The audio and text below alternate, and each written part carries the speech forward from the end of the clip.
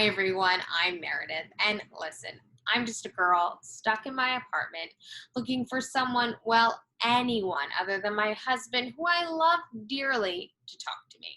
So I found some people. We're talking creating art during the pandemic.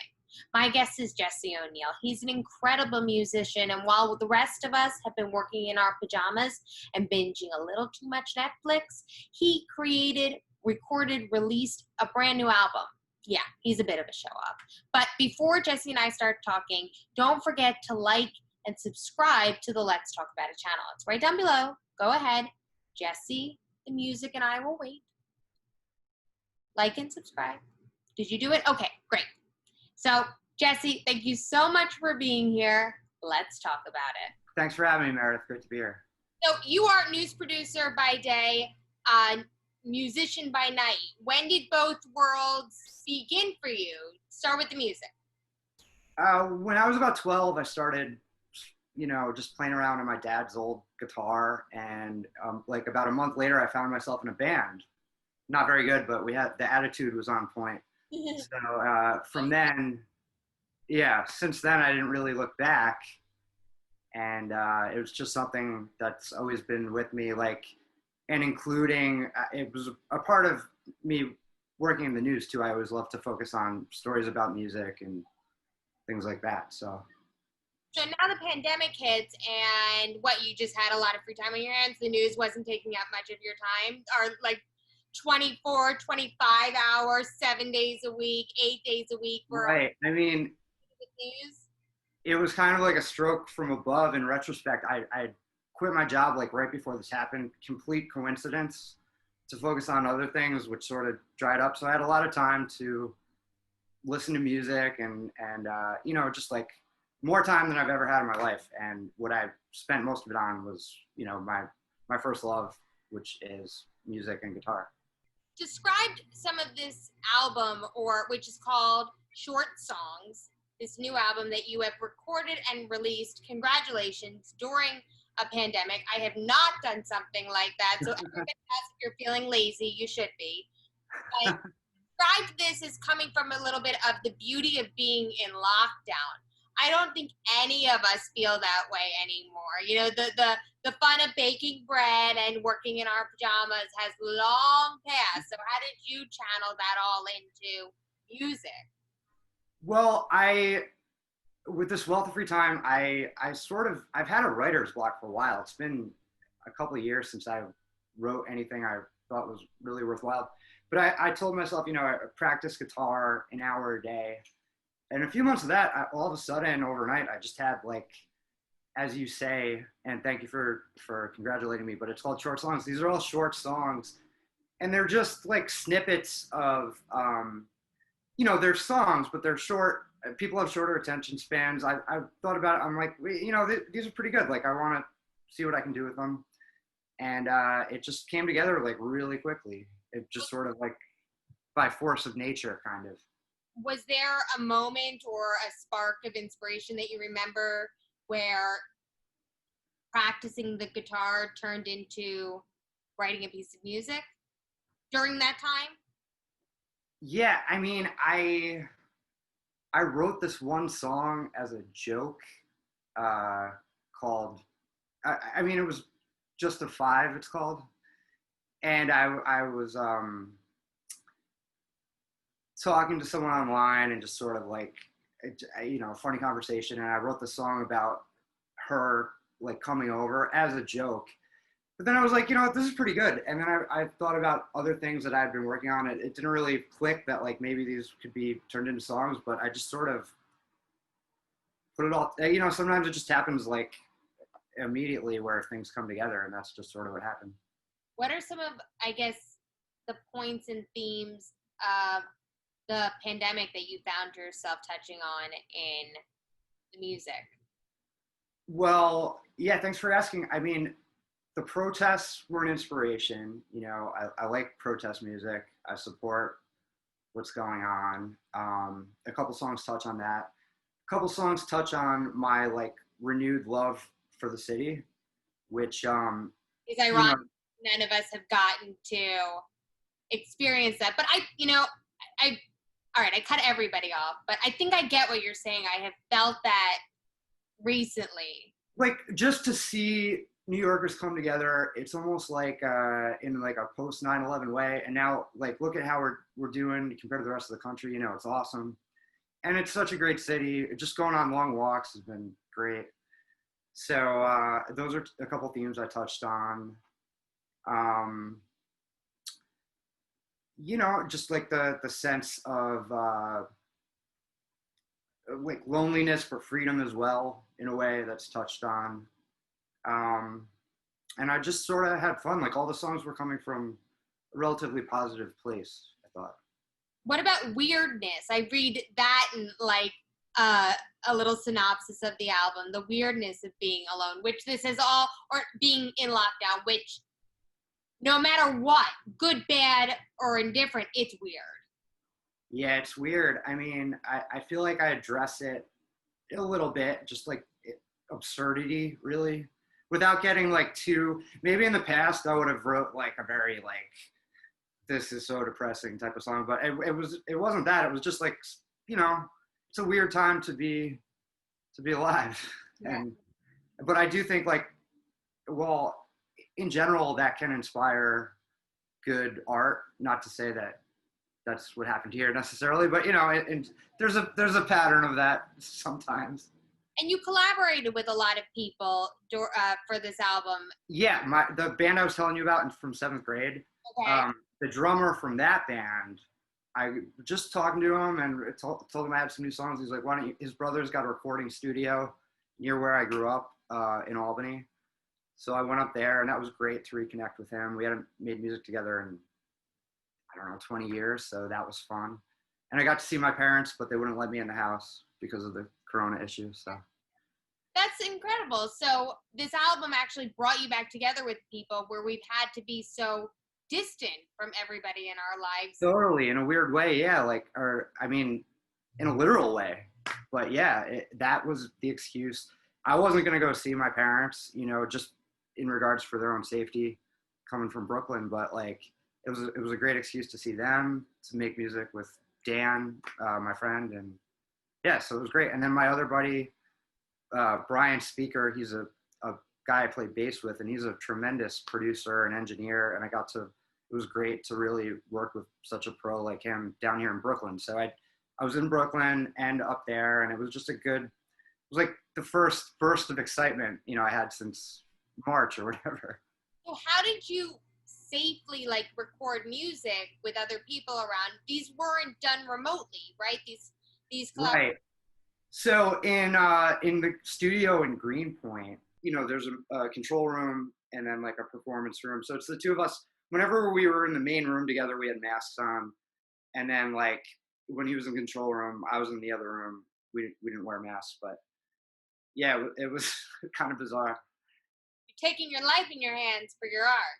I dig that. Well, it's a risk I'm willing to take, but I think we made we had some good precautions in place.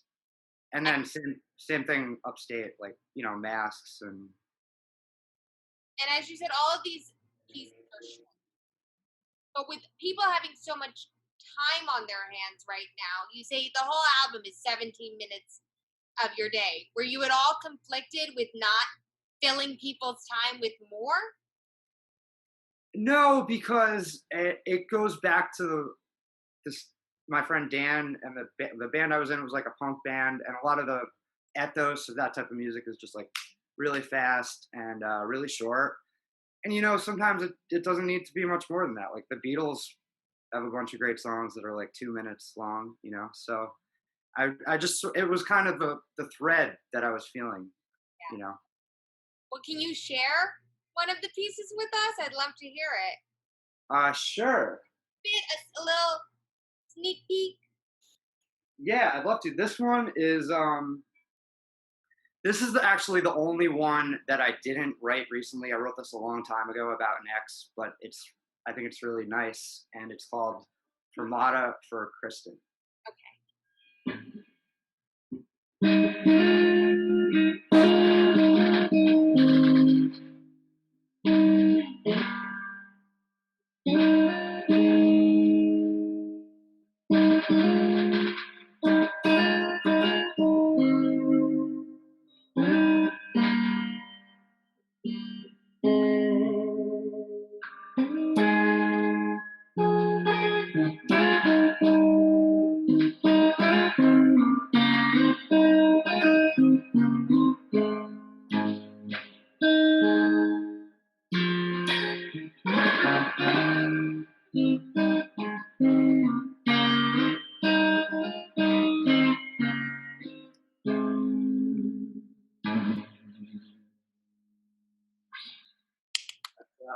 Thank you. Maybe a little technical difficulties, but I think maybe you could hear it. Our first Let's Talk About a performer. So that's exciting. That's very, I'm honored to be the first. thank you very much. What were some of the challenges you experienced with recording and releasing this new album during a pandemic? It's hard not to, like, when you record something, you want to go out and like play it in person for people. So that is definitely disappointing. But it's a new paradigm, so I'm just trying to figure out like how to turn that into uh, a different way to get it out there. So I don't know. I mean, I guess that was maybe the biggest challenge. I mean, also it's not exactly cheap, but you know, And when not complaining. But it's I there weren't. It was more opportunity than challenge, I would say. yeah, but going forward, musicians want to perform. It's not just about recording it. How are you thinking about going forward with that? Because that's the one of the big challenges for all performers. We have no theater, we have no Broadway, there's no concerts Yeah, it's because of to prevent the spread of the virus. Are you thinking about workarounds for how you can be somehow in front of an audience? well, what's occurred to me is like, and this is something I should have done a long time ago, but people are home, they're watching TV, and I see an opportunity in licensing the music for movies and television.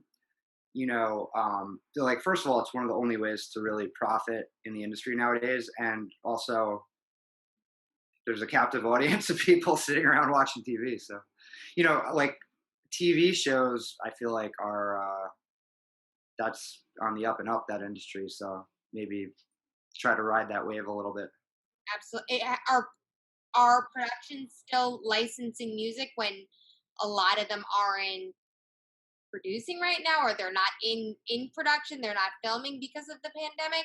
I think some are starting to come back I now. think some are starting to come back, and I think there's a backlog of stuff that's like in post production, and so I mean, yeah, we'll see how that goes, but it's at least it's an avenue to pursue. Absolutely, absolutely. Was creating this new album for you a form of it has to be for any artist, catharsis for everything we're all feeling, all the different feelings we have with what's going on in the world. How did it help you in that way? Well, it's just really nice to, I mean, even if like one person gets something out of it, it's it's nice to just like put energy out there, and just for the sake of doing it, so and I feel like I'm certainly at my best like when I have a project to work on. So yeah, it was cathartic for sure. What has this process taught you about yourself, both as just a human, a musician? What has it taught you? Well, it's shown me that some limitations are arbitrary, and if you want to do something, if you really want to do it, like, you're going to find a way to do it. And yeah, I mean, just that it's always a good time to be creative, right? Like, that's sort of like what makes us human. And so it's really hard a lot of the times, but if you can find a way to do it, in a carve a new routine, something you never thought of before, like, that might be better than the old way of doing it, or not better, but it's might have its own merits.